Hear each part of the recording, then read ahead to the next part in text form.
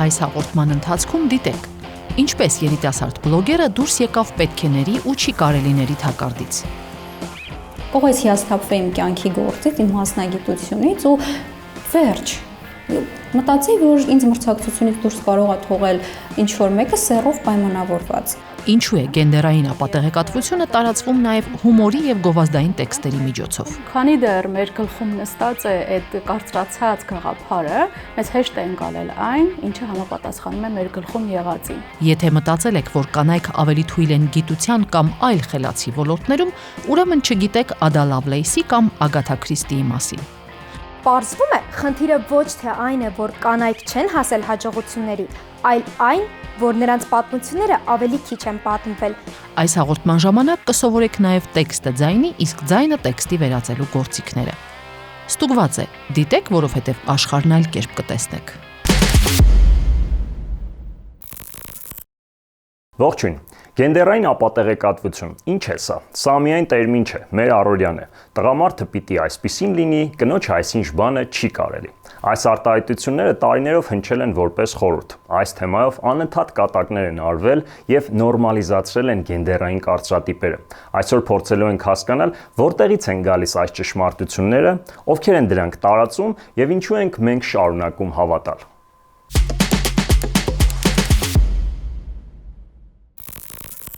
Գենդերային կարծրատիպեր կրող եղել եմ ու մտածել եմ, այո, ես մտածել եմ, որ այդ հիմարիկի կերպարով շատ ավելի հեշտ կլինի ինձ ապրել, սիրված լինել։ Ուսանողական տարիներին, երբ որ մենք գնում էինք աշխատանքի ընդունվելու կամ պրակտիկայի, որից հետո ենթադրում էինք աշխատանք ենք ունենալու, մշտապես կար այս խնդիրը, որ մեզ տղա լրագրող է պետք։ Շատ հայտնի հեռուստաընկերություններից մեկում, շատ հայտնի եմ կողմից շատ սիրված լրագրողներից մեկը ինձ ասաց, հա, դու շատ լավ եք հոմոտ ամեն ինչ ստացվում, դու շատ աշխատասեր ես, բայց մեզ տղա լրագրող է պետք։ Այսինքն այս դեպքում իմ ամբողջ այդ 1 ամսվա տանջանքը, արածս աշխատանքը ինքը ոչ մեկի պետք չէր, որովհետև տղա լինելը այդ դեպքում առավելություն է։ Զարան առօրյայում անընդհատ բախվում է գենդերային խտրականության։ Երբեմն գենդերային հիմքով կարծրատիպերը աբսուրդի են հասնում։ Օրինակ, աղջիկը պետք է քիչ ուտի կամ պետք է լավ սովորի։ Այս կարծրատիպերը կիրառվում են որպես գործիք եւ առաջացնում են անհավասար պայմաններ կանանց ու տղամարդկանց համար։ Մեկ էլ ինչ-որ մեկը կգրի ատամների հետ կապված ինչ-որ մի բան։ Թեկուզ եթե լավ բան են գրում, եղունգների հետ կապված մի բան, հա գրում եմ շնորհակալություն եւ այլն, բայց նորից իմ մոտ գալիս է այդ միտքը, որ ես կարող եմ խոսել անվերջ կարևոր թեմաների մասին, բայց ամեն դեպքում իմ եղունգները այդ սիտուացիայում ավելի գրավիչ էր, քան օրինակ իմ խոսքը այդ բովանդակությունը։ Քանի մեքենայի ղեկին եմ, բնականաբար մեքենա քշելու հմտությունների հետ կապված են շատ կարծրատիպեր։ Խցանում է լինում կողքից կարող ես լսել ինչ-որ արտահայտություններ, ինչ-որ ռեպլիկներ վարելու հետ կապված ու մեկ-մեկ լինում է, որ անգամ իմ հետ երթևեկող մարդիկ ասում են ինչ-որ բան է լինում, ասում են հաստատ աղջիկ, արի գնանք տես, որ աղջիկ է լինելու ու գնում ենք տեսնում ենք կին շիղակին։ Զարան օգտագործում է իր հարթակը գենդերային ապատեղեկատվությունը մատչելի եւ հետաքրքիր բացատրելու համար։ Դա տեղեկատվության այն տեսակն է, որը թիրախավորում է անձի սեռը, ինչպես նաև տղամարդուն կամ կնոջը վերագրվող սոցիալական դերերն ու նորմերը։ Օրինակ, եթե որևէ միտք կամ հայտարարություն կենտրոնանում է կնոջ ոչ թե մասնագիտական սխալների, այլ նրա մարմնի, զգեստի, ընտանեկան կարգավիճակի կամ կնոջը ոչ վայել վարքի վրա, ուրեմն գործ ունենք գենդերային ապատեղեկատվության հետ։ Սա էլ մասնագիտական բացատրությունն է։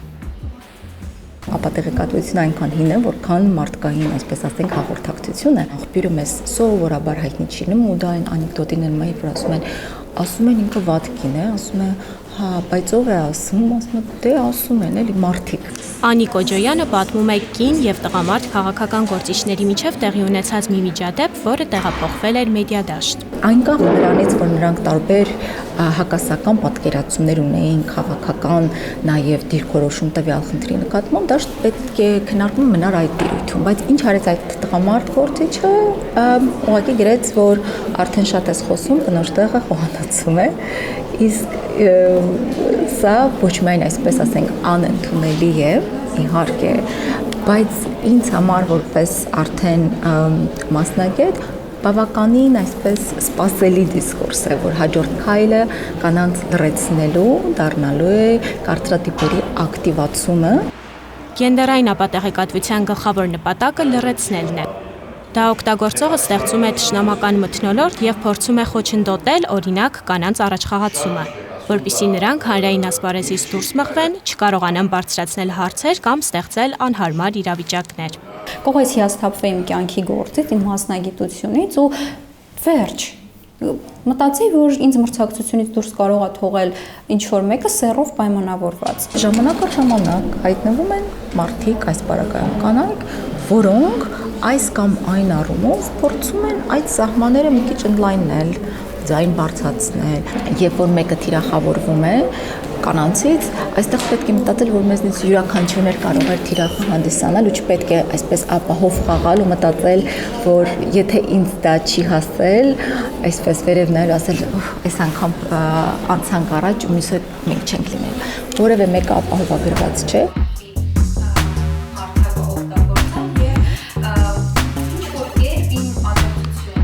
Ես տարիներ առաջ ունեցել եմ կարիքը այս ամեն ինչը լսելու հանրային դաշտում, հանրային ինչ-որ անծանոթ աղջկանից, անծանոթ կնոջից, եւ այդ կարիքը, որը ես զգացել եմ, բայց չի եղել այն տարիներին, հիմա ուզում եմ իմ հարթակը օգտագործեմ եւ ինչ որ կերպ իմ աջակցությունը հայտնեմ այդ աղջիկներին, ասելով, որ դուք ունեք ձայնի իրավունք, որ եթե ձեր հետ վատ են վարվում կամ վարվում են այնպես, որ ձեզ դուր չի գալիս, դուք ուղղակի կարող եք ասել, որ գիտեք ինչ կա, իմ հետ պետք չի այս տարբերակով վարվել, դա արդար չի։ Ես իմ այդ օրինակով խոսելով փորձում տեղ հասցնել, որ դու կարող ես լինել այնպեսին, ինչպեսին ուզում ես եւ ելի լինես սիրված։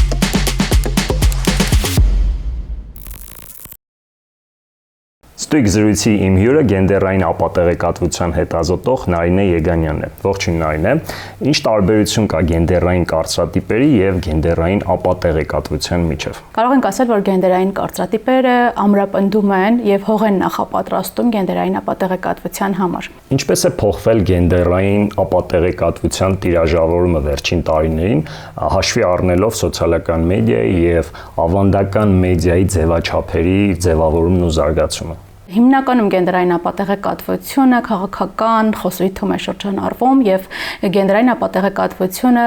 քաղաքական գործիչները, ուժերը օգտագործում են միմյանց թիրախավորելու, միմյանց վնասելու համար եւ այստեղ ում պետք է թիրախավորել իհարկե կանանց, որովհետեւ կանայք թվացial խոցելի խումբն են եւ նրանց կարելի է այդպես թիրախավորել։ Մեր ուսումնասիրությունները ցույց են տալիս, որ լրատվամիջոցները հաճախ են կիրառում այս տարրերը իրենց լրատվական նյութերում, ցավոք հաճախ դրանք հենց վերնագրերում են տեղ գտնում կամ սոցիալական հարթակներում, ենթագրերում, այսինքն առաջին պլան են բերվում այդ տարեր պարունակող հատվածները, որովհետև դրանք կարող են ավելի շատ դիտելիություն բերել, բայց իհարկե էթիկական տեսանկյունից դա անթույլատրելի է եւ հաճախ վերնագիրը ուղղակի չի արտացոլում նյութի բովանդակությունը։ Շատ կանայք հանրային ակտիվությունը, քաղաքական եւ այլ ոլորտներում ակտիվությունը կարող են դադարեցնել հենց սրա պատճառով, որովհետև թիրախավորվում են եւ շատ հաճախ հատկապես փոքր, ավելի պահպանողական համայնքներում նրանք կարող են խնդիրներ ունենալ իրենց ընտանիքներում, որովհետև շատ կարևոր է սոցիալական նորմերի շրջանակում մնալ այդ փոքր համայնքներում եւ այդ շրջանակից դուրս գալը արդեն կանոնների խախտում է, ճակերտավոր ասած, եւ կանայք հաճախ խուսափում են այդ կանոնները խախտելուց եւ մնում են այն շրջանակում, որում իրենց դրել են, այսպես ասած։ Խոսենք նաև գովազդային, հումորային տարբեր հաղորդումներից, հոլովակներից, ինչպես են սրանք նպաստում գենդերային ապատեղեկատվության տարածման, եթե խոսենք հենց բուն հայկական մեդիայից։ Օրինակ, կարող են մեզ բոլորիս հայտնի մի անեկդոտ մեջ բերել, այդ անեկդոտից մի բառ ասել, մենք բոլորս կհասկանանք, որ այդ անեկդոտի մասն էր խոսքը, ու եթե այդ մարդուն ուղղված էր այդ բառը, ուրեմն հասկացանք բոլորս, թե ինչ նկատի ուներ ասողը։ Այսինքն առաջին հայացքից շատ անմեղ մի բան էր, կատակ էր անում ուղղակի, բայց հենց այդ կատակներն են ամենաշատը ներառում գենդերային կարծրատիպեր, գենդերայինապատեղեկատվության տարբեր դրսևորումներ եւ բացի հենց հումորային դրսևորումներից առհասարակ մեր ժողովրդական բանահյուսությունը հարուստ է խտրական խոսույթով եւ պետք է մի քիչ ուշադիր լինենք թե ինչն ենք կիրառում որ համատեքստում եւ մտածենք միշտ նրա մասին թե արդյոք այդ բառը արտահայտությունը որ կիրառում ենք որևէ անձի կամ մարդկանց խմբի իրավունքներ խախտում է, նրանց արժանապատվությանը վնասում է, թե ոչ։ Ցանկացած ասացվածք, դարձվածք, որ հայերենում ուղղակի առօրյա խոսքում մենք կարող ենք կիրառել կանանց հետ կապված, դրանց մեծամասնությունը խտրական են։ Նույն այդ մազը երկար, խելքը կարճ եւ այլն, այսպիսի դրսևորումներ, որ առաջին հայացքից շատ անմեղ կարող են թվալ եւ կարող ենք ասել, այո, մենք հողում ենք տալիս մեր ժողովրդական բանահյուսության գոհարներին, բայց այս դեպքում պետք է ուշադիր լինել, որտեղ դրանք ստեղծվել են 1000 տարի առաջ, այն ժամանակ ոչ ոք այդ մասին չէր մտածում եւ ոչ ոք որպես գործիք գենդերայինապատեղեկատվությունը չէր կիրառում որևէ կնոջ կամ խմբի նսեմացնելու համար։ Հետաքրքիր է հասկանալ նաեւ ինչու են բիզնեսները հաճախ օգտագործում այս կարծրատիպերը իրենց գովազդներում։ Կարծրատիպերը ինչ են առհասարակ, այսինքն դրանք մեր գլխում նստած կարծրացած գաղափարներ են, կարծիքներ են, այսինքն մենք ունենք շատ հստակ պատկերացում որևէ երևույթի, որևէ անձի, որևէ խմբի մասին։ Մեզ հեշտ է ընկալել այն, ինչը համապատասխանում է մեր գլխում եղածին։ Այդ հայտնի confirmation bias կոչվածը հենց այստեղ շատ լավ աշխատում է, որտեղ մարդիկ հակված են լսելու այն, ինչ իրենց ծանոթ է, իրենց խորտ չի։ Եվ բիզնեսները նաև այդ նպատակով կիրառում են արդեն մարդկանց համար հոգեհարազատ, ճակերտավոր խոսույթներ, որոնք շատ լավ արագ կտեղավորվեն մարդկանց գլխներում եւ խնդիր չի լինի հաղորդակցության տեսանկյունից։ Այն է, եթե սա փորձենք հասկանալ նաև հիմա բավականին այսպես ասած տրենդային կանանց միամսյակ մարտի 8, ապրիլի 7 այս շրջանակում էլ դրսևորումներ տեսնում ենք մեր իրականությունում շատ են չէ երևի։ Իհարկե ավելի վառ քան մյուս ամիսներին, որովհետև այս շրջանում քանի որ աղավաղված է էլի պատկերացումները մարտի 8-ի օրինակ մասին, թե ինչի մասին է այդ տոնը, որ դա կանանց իրավունքների եւ հնարավորությունների հավասարության մասին է, ոչ թե նրանց ծաղիկ նվիրելու եւ մենք չենք պնդում, որ դա արվում է բացասական միտումներով, բայց լավագույն ցանկություններով արվում են շատ բացասական համատեքստ ստեղծող գործողություններ կանանց ներկայացնելով էլի շատ կարծրատիպային տեսանկյունից, նրանց էլի մղելով իրենց տեղը, որտեղ հասարակությունը տեսնում է կանանց, այսինքն նույն չորարորյա կենցաղային գործերի հետ կապելով կանանց դերը կամ շատ ընդունված ձևակերպումներ, ինչ որ նկարագրական բառեր, արտահայտություններ, որ որպես կանոն վերագրվում են կանանց եւ այս շրջանում հատկապես վետիշացվում են եւ տոնելու փոխարեն ավելի վատ իրավիճակ են ստեղծում կանանց համար, քան կարող էր լինել։ Նայեք մեր պետության ներկայացուցիչների ուղերձներին միշտ չէ որ նրանք այդպես շատ հարթ են, այնտեղ եւս կան խտրական, կարծրատիպերը վերարտադրող, կանանց էլի սոցիալական նորմերի հետ շրջանակում դնող արտահայտություններ եւ դրանց եւս պետք է ուշադիր լինել, հատկապես երբ դու ներկայացնում ես պետությունը։ Այո, ամբողջ ավելի կարևոր դեմք ես։ Մենք վերջերս ընկերներով այդպես զրույց ունեինք,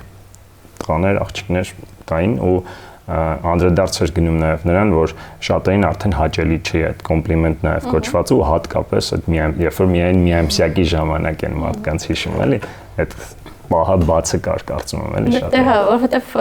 իրավունքների եւ հնարավորությունների հավասարությունը միայն մի ամիս չի։ Այդ օրը ստեղծվել է ուշադրություն հրավիրելու խնդրի վրա, որովհետև խնդիրը եղել է եւ այսօր էլ կա, չնայած էլի սխալ ընկալում կա հասարակության մի խմբի մոտ, որ կանանց իրավունքները այլևս պաշտպանելու կարիք չկա, բայց դա եւս գենդերային ապատեղեկատվության խոսույթ է։ Այսինքն դա սխալ պնդում է, որովհետեւ ուղղակի մարդիկ կարող են իրենց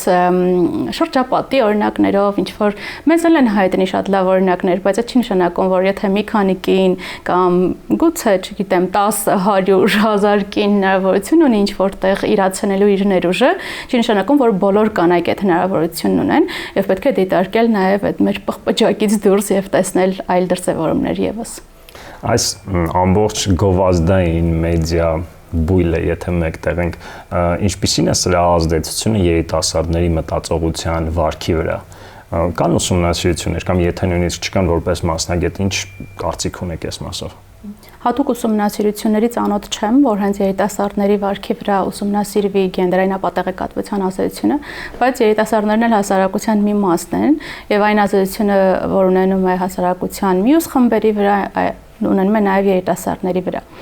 Երիտասարդների դերը ինչու է ավելի կարևոր այս ամեն ինչում, որովհետև երիտասարդները օրինակ ավելի ակտիվ են սոցիալական մեդիայում, ավելի հիմա շատ են բլոգերները, հանրային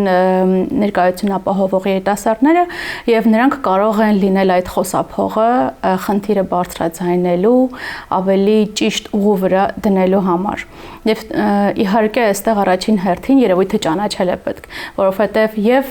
լրատվամիջոցների հետ եւ հասարակության բոլոր խմբերի հետ ունենք այս խնդիրը, որ պետք է նախ հասկանան, որ գործ ունենք այդ կարծրատիպերի հետ, գենդերային ապատեղեկատվության հետ, որտեղ ինչպես նշեցի, դրանք այնքան մտած են մեր մտածողության մեջ, մեր առօրյայում, մեր բանահյուսությունից եւ այլ տեղերից, որ մարդկանց շատ նորմալ է թվում դա եւ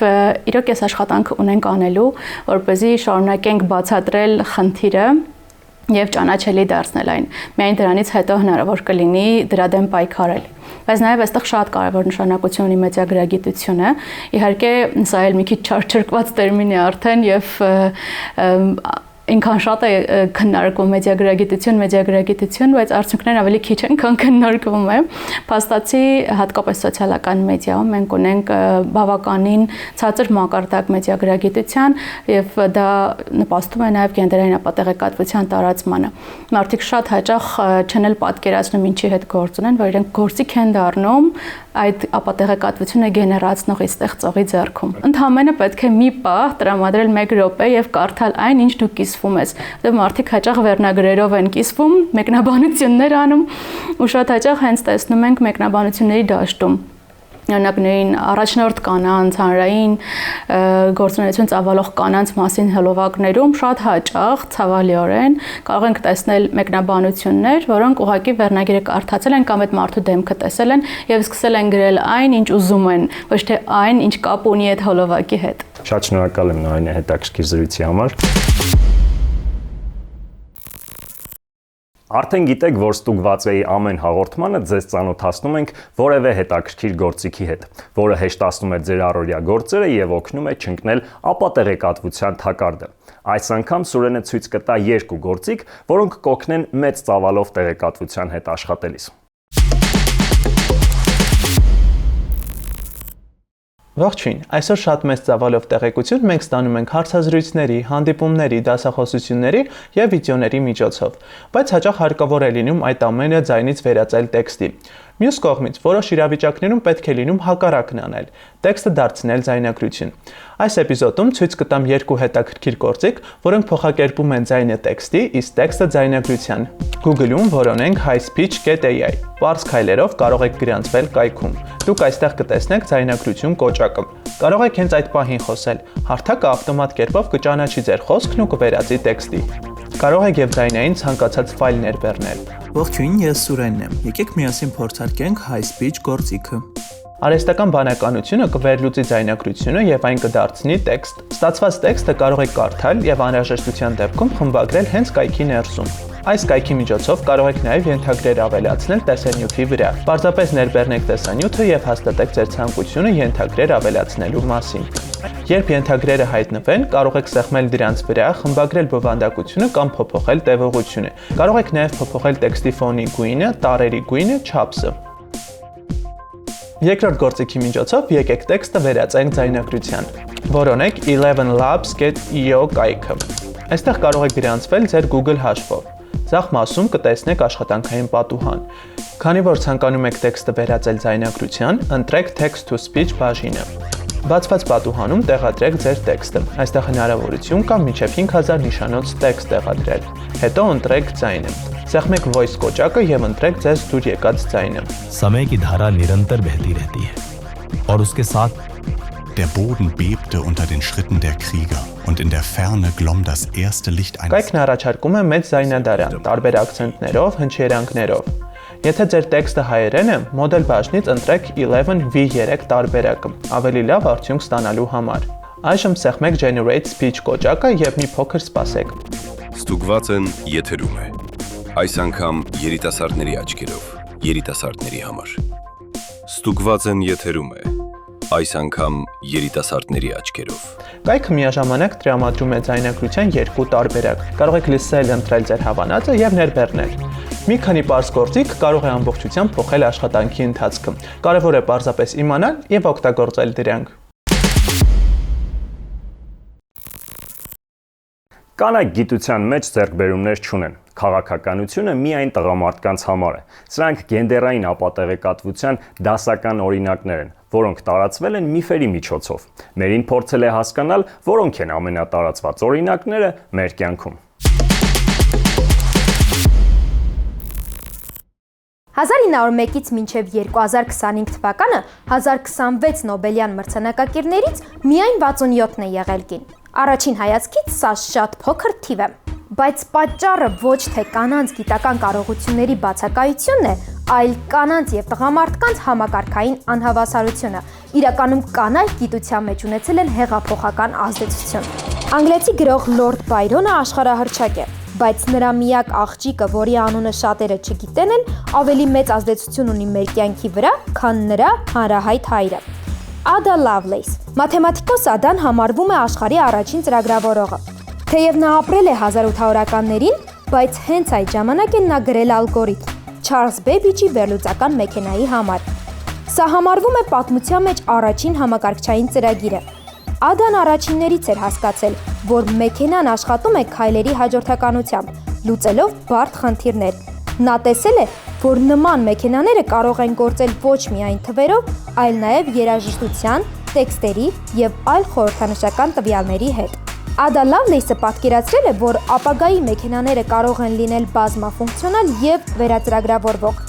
Այսինքն, նույն սարքը կարող է տարբեր խնդիրներ լուծել։ Ada-ի պատվին է ստեղծվել Ada ծրագրավորման լեզուն։ Կապնդում, որ մեծ գրողները հիմնականում տղամարդիկ են, բայց պատմության ընթացքում կանանց հանդեպ խտրականության պատճառով նրանց ստեղծագործությունները հաճախ հրապարակվել են տղամարդկանց կեղծանուններով։ Այդպիսի բազմաթիվ դեպքեր են բացահայտվել այն ժամանակից ի վեր, ինչ կանայք սկսել են պայքարել իրավահավասարության համար։ Այսօր էլ աշխարհի ամենաշատ վաճառվող հեղինակներից մեկը կին է՝ Ագաթա Քրիստին։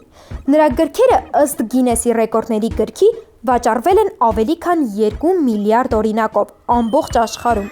Կին գրողները շատ պահանջված են նաև մեր օրերում։ Օրինակ, հայազգի Մարիամ Պետրոսյանի «Տունը, որտեղ վեպը» համարվում է ժամանակակից գրականության ամենաշատ միջազգային տարածում ստացած գործերից մեկը։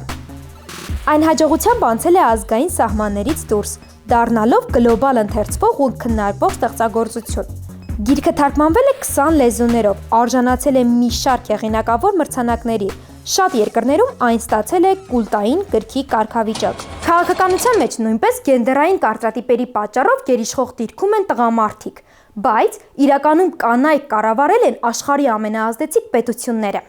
Մարգարետ Թետչերը ղեկավարել է Մեծ Բրիտանիան 1979-ից մինչև 1990 թվականը, այսինքն 11 տարի։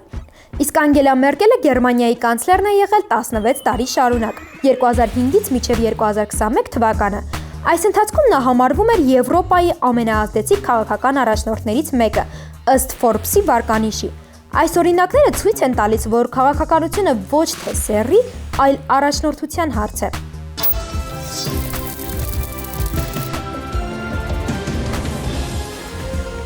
Հետաքրքիր պատմություն կա նաև Չինաստանի մշակույթում։ Հուա Մուլան անունով մի աղջիկ տղամարդու կերպարանքով միացել է բանակին իր հոր փոխարեն։ Այս պատմությունը գալիս է Մուլանի բալլադ ժողովրդական երգից, որը ստեղծվել է մոտավորապես մեր թվարկության 5-ից 6-րդ դարերում։ Թեև Մուլանը հավանաբար պատմական կերպար չէ, նրա պատմությունը դարձել է մշակութային խորհրդանիշ, ցույց տալով, որ հերոսությունը սեր չունի։ Երբ ուսումնասիրում ենք փաստերը, պարզվում է, խնդիրը ոչ թե այն է, որ կանայք չեն հասել հաջողությունների, այլ այն, որ նրանց պատմությունները ավելի քիչ են պատմվել գենդերային կարծրատիպերի պատճառով։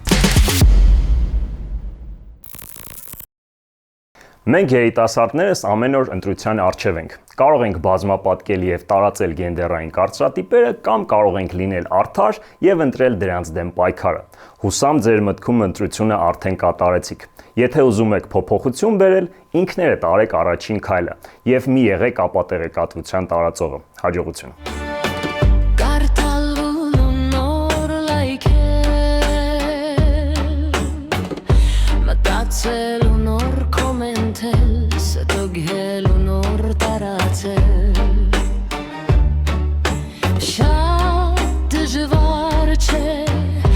Ասում են անհարմար է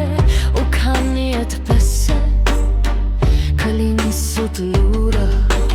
մեր պատասխանը սուտ